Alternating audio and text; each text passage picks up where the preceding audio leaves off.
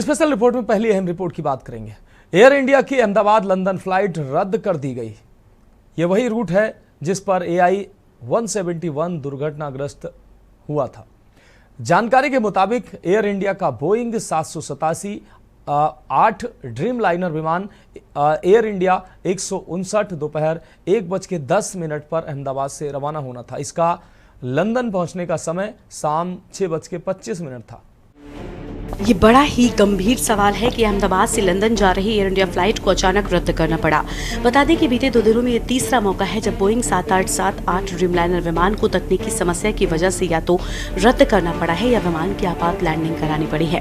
हवाई अड्डे के एक अधिकारी ने कहा कि मंगलवार की दोपहर अहमदाबाद से लंदन के लिए रवाना होने वाली एयर इंडिया की उड़ान को परिचालन संबंधी मुद्दों के चलते रद्द कर दिया गया है। एयर इंडिया की आधिकारिक वेबसाइट ने भी पुष्टि की कि अहमदाबाद से लंदन के गैटविक हवाई अड्डे के लिए AI-159 की उड़ान रद्द कर दी गई।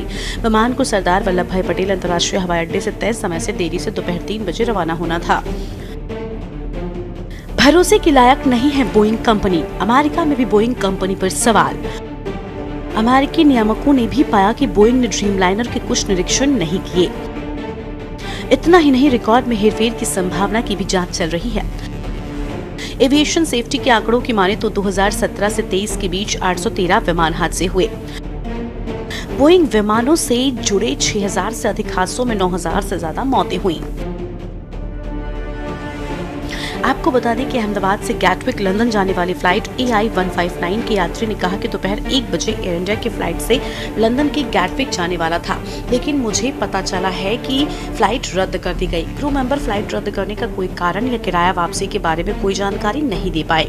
विमान सेवा ऐसे वक्त में रद्द करनी पड़ी जब 5 दिन पहले अहमदाबाद के सरदार वल्लभ भाई अंतर्राष्ट्रीय हवाई अड्डे से लंदन के गैटविक हवाई अड्डे के लिए उड़ान भरने वाले एयर इंडिया का विमान AI-171 उड़ान भरने के कुछ ही सेकंड्स के बाद बीजे मेडिकल कॉलेज के छात्रावास भवन से टकराकर क्रैश हो गया था।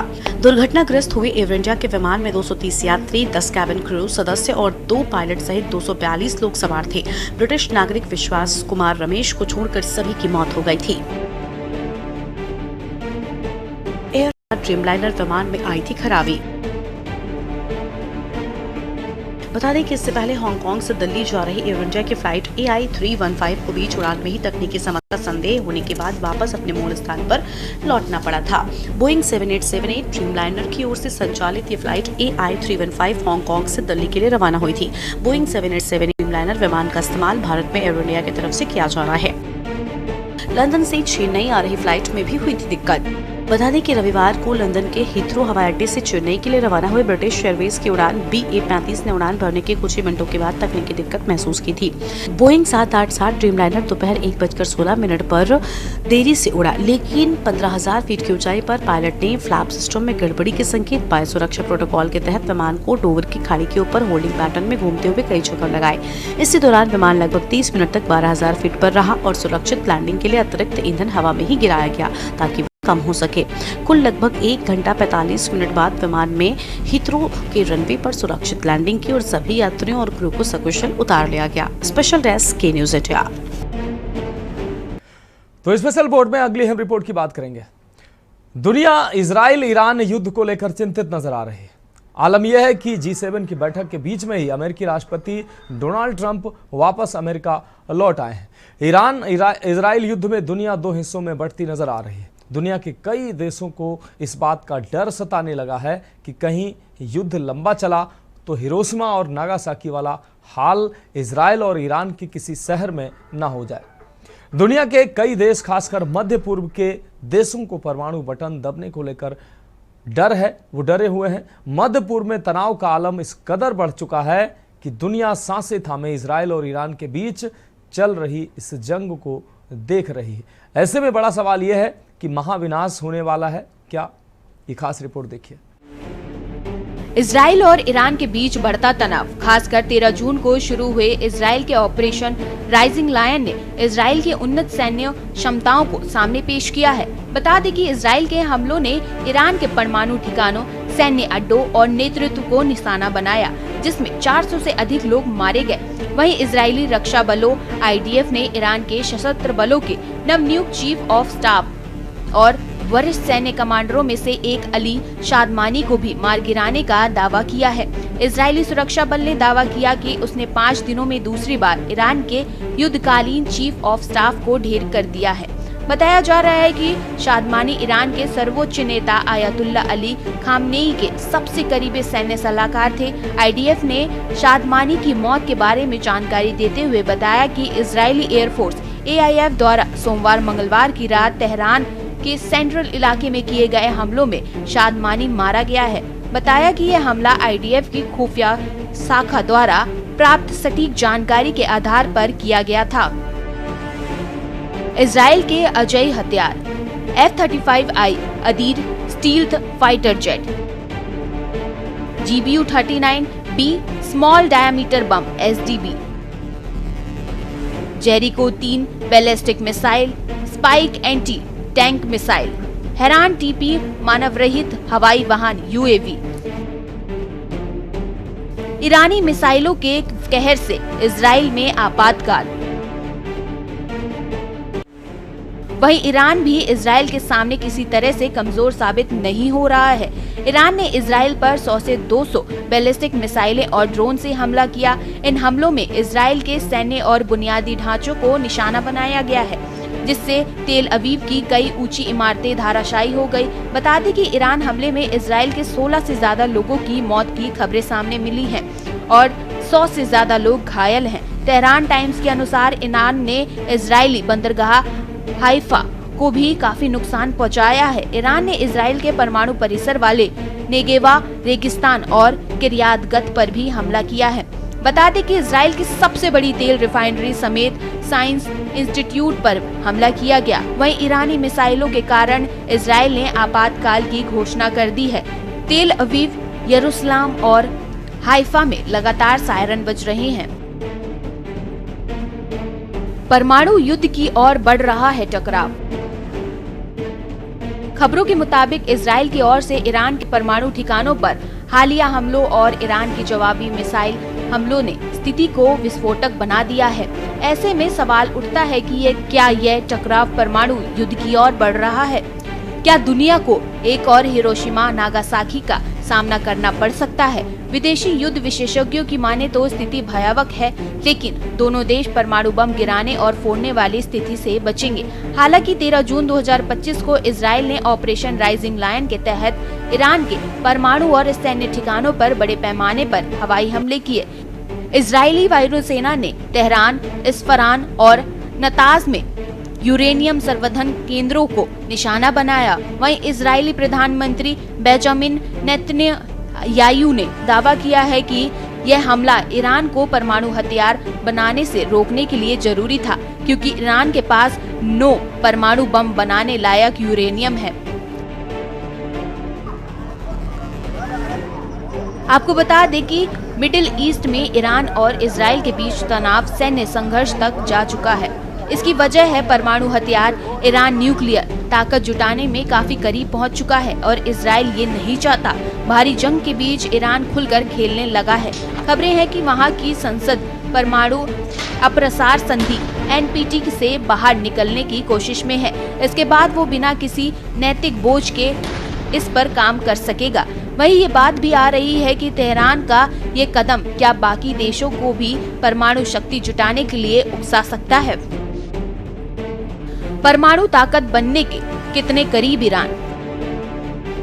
बता दें कि पिछले हफ्ते इजराइल ने दावा किया था कि तेहरान के पास सारा सजो सामान जुट चुका है और लगभग 15 दिनों में उसके पास न्यूक्लियर हथियार आ जाएगा। वो ऐसा न कर सके, इसके लिए इजरायली सेना सैन्य और परमाणु ठिकानों पर हमले करने लगी है।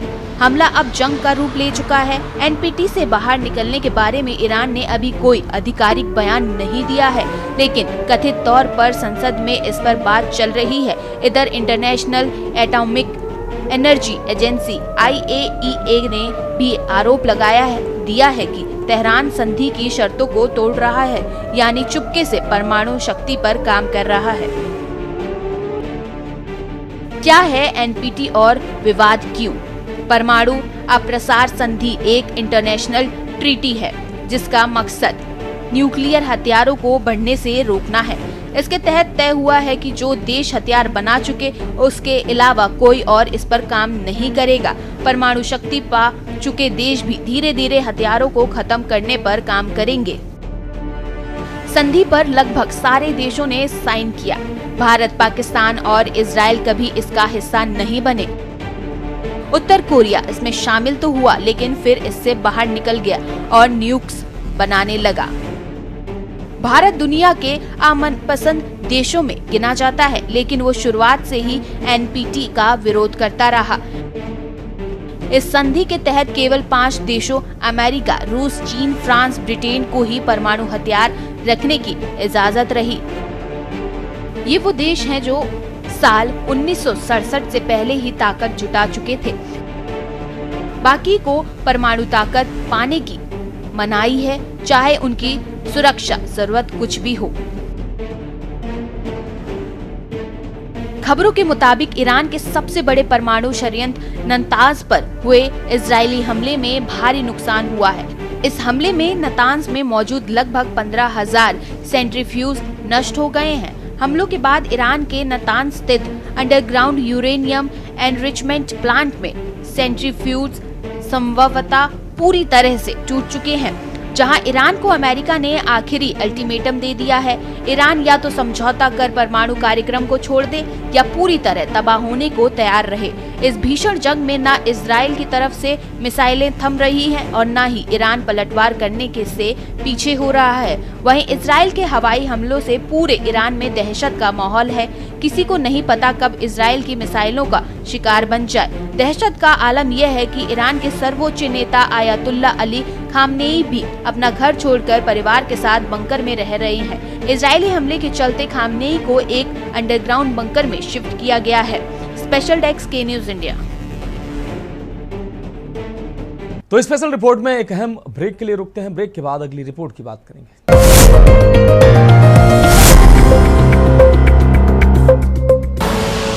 आप देख रहे हैं के न्यूज, खबरों का सारथी।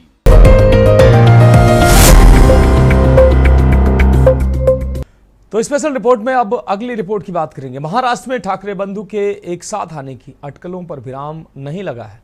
कारण है बीते कुछ रैलियों में उद्धव ठाकरे और राज ठाकरे की ओर से अपने बयानों में इन अटकलों को पुरजोर हवा देना। अब ऐसे में सवाल ये खड़ा हो रहा है कि क्या सच में वो साथ आएंगे? राज ठाकरे और उद्धव ठाकरे क्या सच में साथ आएंगे? अगर हां, तो आखिर 19 साल बाद दोनों भाइयों को इस गठबंधन की जरूरत क्यों पड़ी? यह हम रिपोर्ट देखिए। साथ आए तो कितने पावरफुल होंगे ठाकरे ब्रदर्स? राज ठाकरे और उद्धव ठाकरे अगर साथ आते हैं तो इससे ब्रांड ठाकरे मजबूत होगा। उद्धव ठाकरे की सहमत सियासत वाली शैली पसंद करने वाला वोट बैंक प्रभावित होगा। राज के आने से युवा वर्ग का समर्थन भी पार्टी को मिल सकता है। एक बड़ा वर्ग राज ठाकरे में बाल ठाकरे की छवि देखता है। शिवसेना के साथ बीजेपी के लिए भी चुनौतीपूर्ण होगा। ठाकरे ब्रदर्स में 16 से तेज होगी हिंदुत्व की धार। महाराष्ट्र की राजनीति में उद्धव ठाकरे और राज ठाकरे के एक साथ आने के चर्चे हैं। ठाकरे ब्रदर्स अगर साथ आते हैं तो वो कितने ताकतवर होंगे, सबसे ज्यादा बहस इसी मुद्दे पर छिड़ी हुई है। आपको बता दें कि महाराष्ट्र विधानसभा के 2024 चुनाव में एनडीए की 2/3 बहुमत से जीत असली नकली शिवसेना की जंग में शिंदे की पार्टी के भारी पड़ने के बाद उद्धव ठाकरे के सामने भी अस्तित्व का सवाल है। राज के साथ आने से उनकी बाल ठाकरे की सियासत विरासत पर दावेदारी मजबूत हो सकती है। वहीं राज का उद्धव ठाकरे भी शिवसेना छोड़ अपनी पार्टी बनाने के बाद लगातार कमजोर पड़ता गया। जैसा चुनाव दर आंकड़े बताते हैं, राज ठाकरे को भी उद्धव ठाकरे की जरूरत है। एकजुटता के स्क्रिप्ट पर कब होगा अमल? आपको बता दें कि महाराष्ट्र में दोनों भाइयों की सियासी राहें जब से जुदा हुई, उन्हें एक गठबंधन में रहना तक गवारा नहीं रहा। एक भाई की पार्टी जिस गठबंधन में रही, दूसरे भाई की पार्टी उसके विरोधी गठबंधन में। लेकिन अब वक्त की नजाकत कहें या सियासी मजबूरी का सवाल, दोनों ही भाई एक साथ आने को तैयार दिखाई दे रहे हैं। सुबह से आ रही खबरों की माने तो संकेतों और संबोधनों के जरिए एकजुटता की स्क्रिप्ट लिखी जा रही है। चर्चा है कि महाराष्ट्र के आगामी निकाय चुनाव से पहले दोनों भाइयों के साथ आने का आधिकारिक ऐलान हो सकता है। बता दें कि ठाकरे ब्रदर्स की एकजुटता के चर्चे शुरू हुए राज ठाकरे के एक इंटरव्यू से। फिल्म अभिनेता और निर्देशक महेश मांजरेकर को दिए गए एक एक इंटरव्यू में राज ठाकरे ने उद्धव को साथ जाने को लेकर सवाल पर कहा कि मुझे नहीं लगता साथ आना और रहना मुश्किल है। महाराष्ट्र के मराठी लोगों के अस्तित्व के लिए हमारे विवाद और झगड़े बहुत छोटे हैं। राज के इस बयान पर उद्धव ठाकरे ने सकारात्मक प्रतिक्रिया देते हुए कहा, छोटे मोटे झगड़े किनारे रखने को तैयार हूँ। उद्धव ने पिछले दिनों ये भी कहा था कि संकेत नहीं खबर देंगे। महाराष्ट्र की जनता जो चाहती है वही होगा।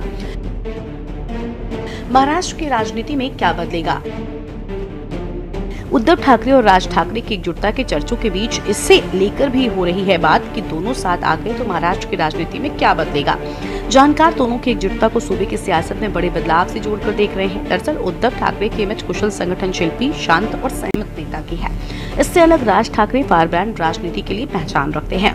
राज ठाकरे और उद्धव ठाकरे के साथ आने से बड़ा बदलाव ये होगा कि बाला साहब ठाकरे की सियासी विरासत को लेकर चल रही त्रिकोणीय यानी शिवसेना यूबीटी और महाराष्ट्र नवनिर्माण सेना की लड़ाई सीधी फाइट में बदल जाएगी। हिंदुत्व के साथ राज की फायरब्रांड मराठी पॉलिटिक्स का तड़का सत्ताधारी गठबंधन की राह में रोड़े भी उत्पन्न कर सकता है। स्पेशल डेस्क के न्यूज इंडिया।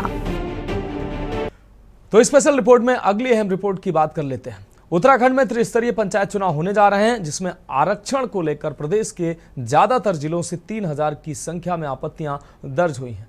वहीं मुख्य विपक्षी पार्टी कांग्रेस ने आरक्षण को लेकर सवाल खड़े कर दिए हैं, जबकि 18 जून तक संशोधित आरक्षण सूची जारी होनी है, जिस पर संभावित प्रत्याशी तो आपत्ति जता ही रहे हैं। विपक्षी दल कांग्रेस इसे खामियों वाला आरक्षण करार दे रही है। यह अहम रिपोर्ट देखिए।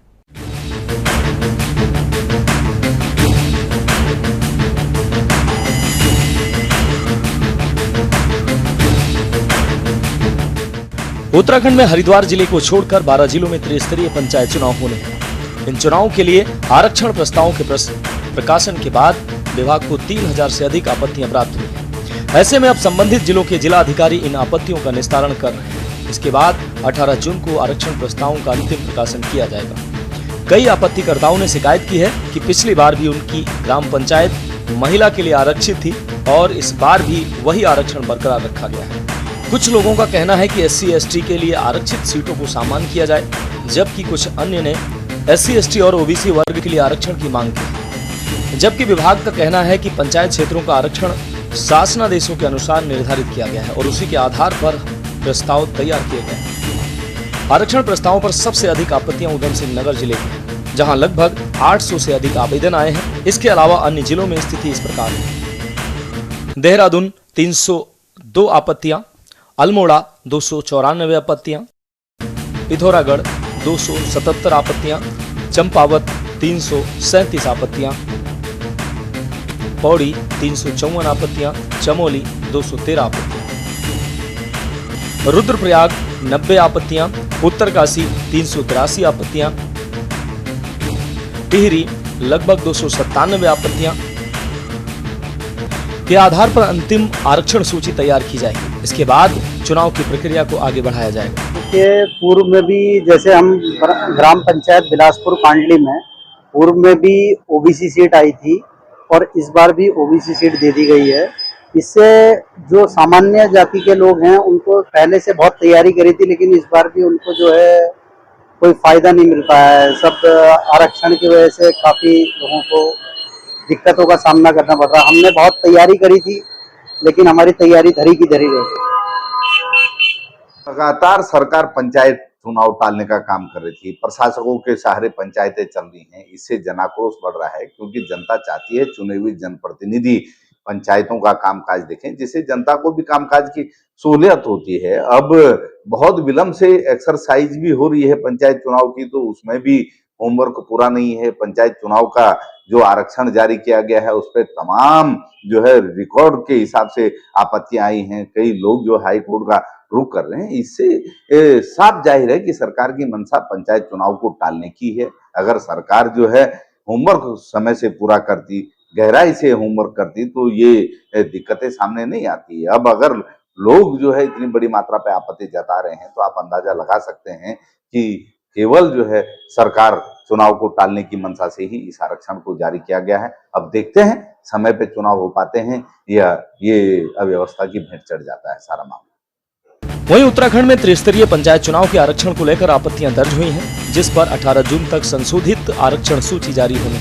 वहीं विपक्षी दल कांग्रेस इसे खामियों वाला आरक्षण करार दे रही है। पूर्व कैबिनेट मंत्री और कांग्रेस के दिग्गज नेता नव प्रभात ने आरक्षण पर सवाल खड़े कर दिए हैं। कांग्रेस के वरिष्ठ नेता नव प्रभात का कहना है कि त्रिस्तरीय पंचायत चुनाव के लिए 2011 जनगणना को आधार बनाया गया है, जिसके कारण पूर्व के आरक्षण में बदलाव नहीं होना चाहिए था। इस आरक्षण का असर प्रदेश की तमाम पंचायतों पर पड़ रहा है।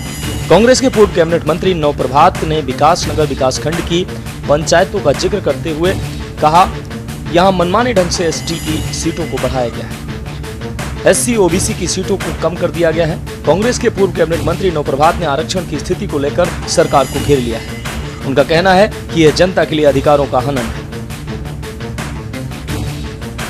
मेरे अपनी जानकारी में थोड़ा से एक गंभीर चीज आई, तो मैंने भी सोचा कि मैं आप लोगों के माध्यम से लोगों का ध्यान और अपने प्रशासनिक अधिकारियों का ध्यान इस ओर आकर्षित करूं।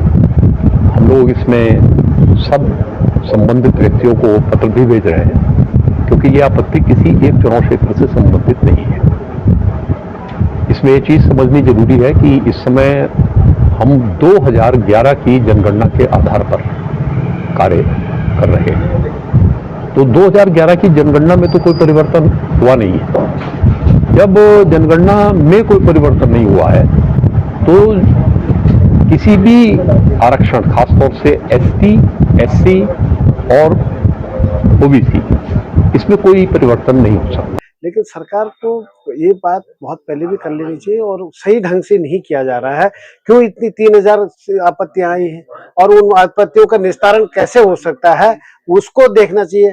तो मैं ये कह रहा है कि हमारा उत्तराखंड क्रांति दल का स्पष्ट मानना है कि सरकार इसके लिए वो नहीं है, तैयार नहीं थी, और अब तैयारी इस ढंग से की जा रही है कि बिल्कुल ढुलमुल रवैये से, ताकि जनता का जो मूड है वो अलग है और भाजपा अपने संगठन को अलग ढंग से चलाना चाह रही है और अपने हिसाब से जो चुनाव का आगाज करना चाह रही है, जो कि गलत है। आपको एक सही ढंग से इसकी व्यवस्था करनी चाहिए और मुझे लगता है कि चुनाव फिर टालने की कोशिश है, जबकि सभी समय पर होना चाहिए। दो बार आपने समय बढ़ा दिया, ये सरकार की नाकामी है। कुल देखिए, जिस तरीके से हमारे त्रिस्तरीय चुनाव होने, पंचायत के चुनाव होने हैं, उन सब चीज़ों की तैयारी को लेकर के शासन ने हर तरीके से पुख्ता अपने इंतजाम कर लिए हैं और जिन लोगों को चुनाव लड़ना है या जहाँ की सीटें हमारी आरक्षित होनी है, उनका आरक्षण होना है, उन सब चीज़ के लिए जो है वो सूची जारी की थी और उसमें लोगों ने अपनी शिकायतें दर्ज करी हैं और उन सारी शिकायतों का निस्तारण करके शासन एक बार फिर जो हमारी आखिरी सूची जारी होगी उसके बाद हमारे चुनाव होंगे और सरकार भी पूरी तरीके से चुनाव के लिए तैयार है और हमारा चुनाव आयोग भी पूरी तरीके से तैयार है और पार्टी भी पूरी तरीके से तैयार है। मुझे लगता है कि हमारा जिला पंचायत के चुनाव, हमारे त्रिस्तरीय जो चुनाव होने हैं, ये बाकायदा और बहुत अच्छे तरीके से चुनाव होंगे और किसी की भी शिकायत होगी, उन सारी शिकायतों का निस्तारण होने के बाद ही हमारे चुनाव होंगे और बहुत ही सुंदर तरीके से इन चुनाव को संपन्न कराया जाएगा। त्रिस्तरीय पंचायत चुनाव को लेकर शासन के दिशा निर्देश पर प्रशासन और राज्य निर्वाचन आयोग ने अपनी तैयारियों को पूरा कर लिया है। आरक्षण की आपत्तियों का निपटारा आज शाम तक होते ही चुनाव प्रक्रिया आगे बढ़ेगी और कार्यक्रम जारी होते ही चुनाव लड़ने वाले प्रत्याशी भी अब चुनावी समर में कूदने को तैयार बैठे हैं। वहीं विपक्षी दलों का मानना है कि भले ही सरकार जानबूझकर पंचायत राज व्यवस्था को कमजोर करने पर तुली है, क्योंकि पहले निकाय चुनाव देर से कराए और अब पंचायत चुनाव को काफी समय तक लटकाया, लेकिन हम पंचायत चुनाव के लिए तैयार हैं। अब 18 जून को आरक्षण प्रस्तावों का अंतिम प्रकाशन किया जाएगा। हरिद्वार जिले को छोड़कर 12 जिलों में त्रिस्तरीय पंचायत चुनाव होने हैं। इन चुनावों के लिए आरक्षण प्रस्तावों के प्रकाशन के बाद विभाग को 3000 से अधिक आपत्तियां प्राप्त हो चुकी हैं। अब देखना होगा आने वाले त्रिस्तरीय पंचायत चुनाव में चुनावी विरोध के चलते कौन सी राजनीतिक पार्टी जनता का दिल जीत पाएगी। Uttarakhand desk report.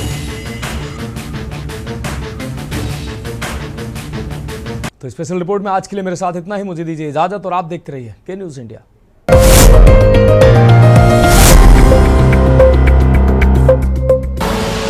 आप देख रहे हैं के न्यूज, खबरों का सारथी।